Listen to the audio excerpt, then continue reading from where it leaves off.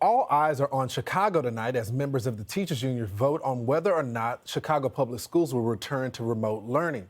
In the meantime, the district is preparing for the worst. The one thing, and we're going to send a message to parents later this afternoon about this, I will have to cancel classes tomorrow. It doesn't mean that the schools will be closed. The schools will be open. But I will have to cancel classes tomorrow because I have to be responsible not knowing who's going to be showing up to the buildings. But it's not just Chicago. Several districts across the nation are preparing to shut down schools once again. So why isn't anyone sticking up for America's children? The data is clear. Remote learning and absurd mandates are hurting our children. Research shows that the test scores in reading and math were significantly lower in 2021 compared to years past. And their mental health is also declining.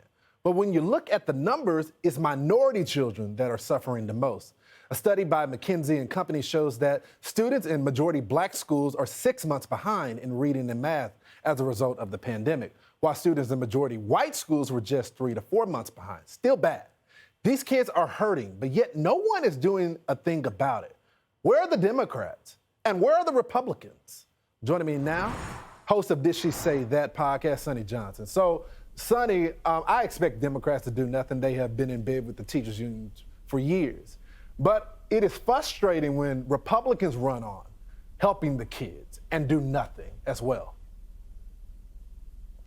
I was sitting here, I was like, it's going to be interesting how you phrase this question, because as soon as I heard the topic, the one thing that I started to think about was the life of Julia.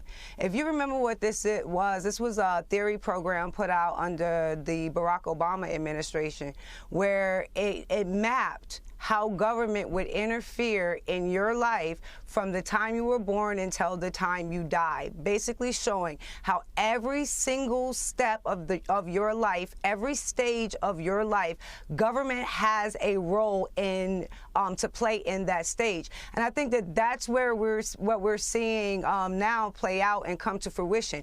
If you don't send your kids to some form of school, mostly public schools, there are laws against you that can be used against to punish you, truancy laws. So they make it so you have no choice by force to send your children to these institutions. If you can't afford other options, you are forced to send your kids, and you become accustomed to it. It becomes regulated towards you.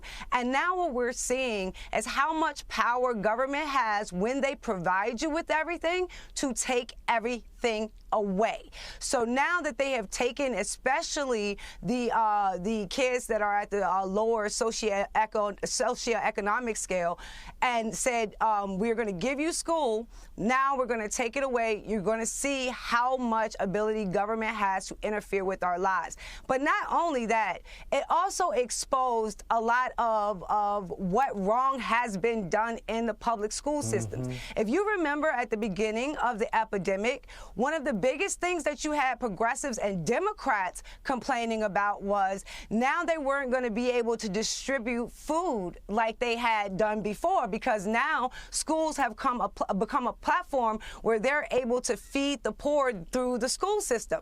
Now, it's nothing wrong with feeding the poor, but is that why we set up the school system?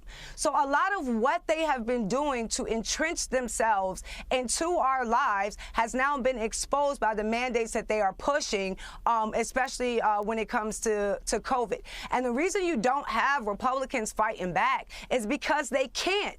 Because majority of these regulations and rules that are coming through are on the local level. There are no Republicans at the local level with the power or the capacity to actually fight back against these policies. So there is nothing that the Republicans can do. There is no solution for Republicans as long as their strategy for these areas is to run with their tail tucked between their legs.